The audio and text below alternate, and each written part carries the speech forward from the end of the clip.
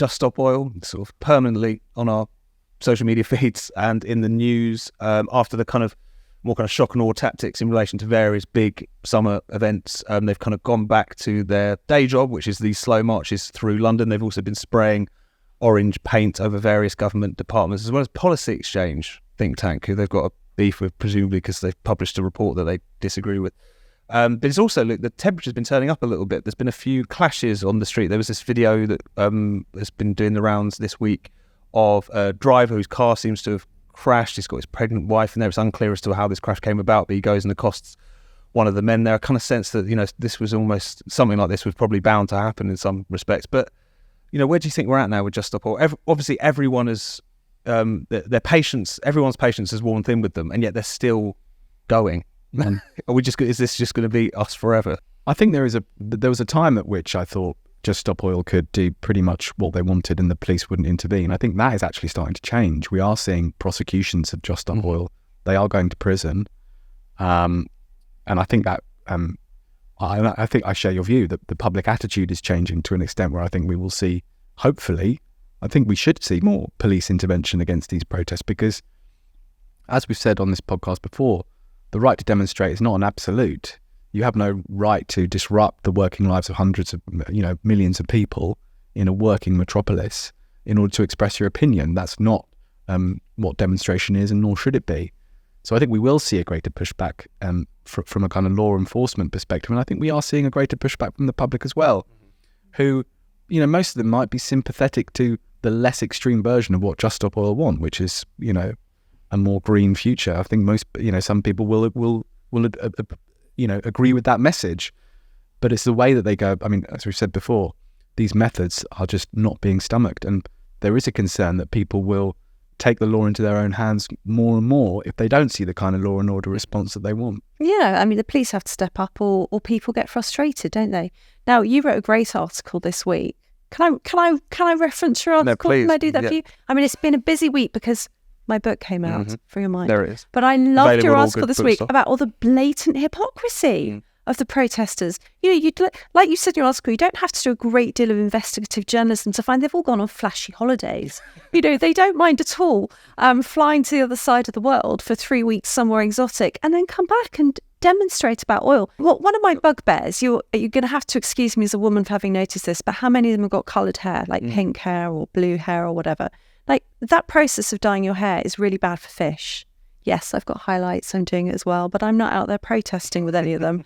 So, the problem with these kinds of people is that they're pushing for a world that they will not want to live in. So if they want to go back to some Turner-esque world, Constable world, pre-industrial world, where there have never been any fossil fuels, they're going to have to live in the dark, in the cold. They won't be able to dye their hair pink. They won't be wearing any nylon or trainers. They're always wearing trainers. They won't like the world that they're cheering on. And so they're hypocrites.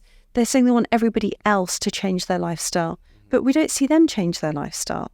And it's I top know to I can't bottom speak as for well. all of them, but there's just been enough cases now of this blatant hypocrisy. Exactly. I'm sure, say, like Roger Hallam, the guy with the ponytail who is the kind of ringleader of all these people, I'm sure like he would probably be quite content in a little yurt or something somewhere with a little heater.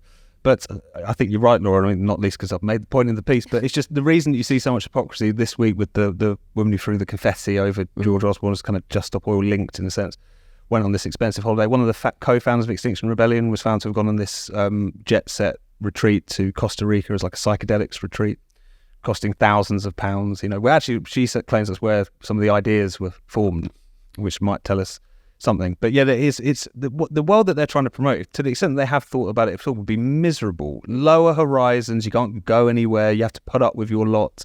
The planet comes before actually humanity and so on. It's a really miserable existence. And I think that's one of the things which has been quite useful about Just Stop Oil, is that they've kind of shown how extreme this agenda actually is. It isn't just about things being a little bit greener or us trying to be a little bit more responsible, whatever that might mean. But it's about something a lot more radical. It is about really trying to reverse the modern era in a weird sort of sense. It's a lot deeper than I think some people get. I'm just not convinced they'd like it. No, I not at all. don't think they'd like it at all. And I think that's common with people who push any of these sort of totalitarian ideologies. Like the people who were cheering on Nigel Farage losing his bank account. Well, if that becomes commonplace, they won't like it either. because you get into water purity spirals where no one's going to be good enough for the bank's values. And Luke, just to close, we were always kind of talking about what might turn the tide on this particular issue, not least because Just Stop Oil's antics notwithstanding, a lot of the kind of a softer version of the sort of policies that they promote are pretty much embraced across the political spectrum as far as getting rid of fossil fuels and really trying to roll back a lot of our kind of industrial production and so on. But could there be some light at the end of the tunnel because of the fact that surely at some point the government are going to have to wake up to the fact that this kind of net zero dream is a fantasy, really, particularly in the context of a cost of living crisis, a war in Europe and so on. And also, aren't Just Stop Oil just the perfect ambassadors against their own cause insofar as turning the public off of it? Do you think you will start to see a bit more sanity on this issue as a consequence of the political environment, but also just the kind of economic environment we find ourselves in? Yeah, I'd like to believe so. I'd like to believe that at least among the political class there is some awareness that people's priorities are not the environment and Just Stop Oil at the moment, that there are more real world pressures that are coming to bear on people's lives that they're going to have to start taking a lot more seriously. I mean, it's worth noting, just I would use the phrase eye-wateringly posh all of these demonstrators are.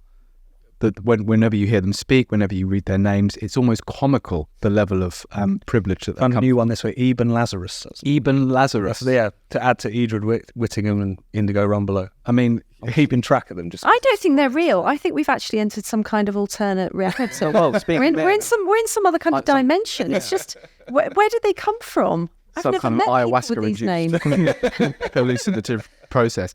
But I think that is useful in the sense that the more they disrupt normal people's lives, the more they show contempt for the kind of activities that normal people enjoy, the more they show themselves up to be completely out of touch with ordinary people and completely out of touch with the ordinary concerns that are governing people's lives.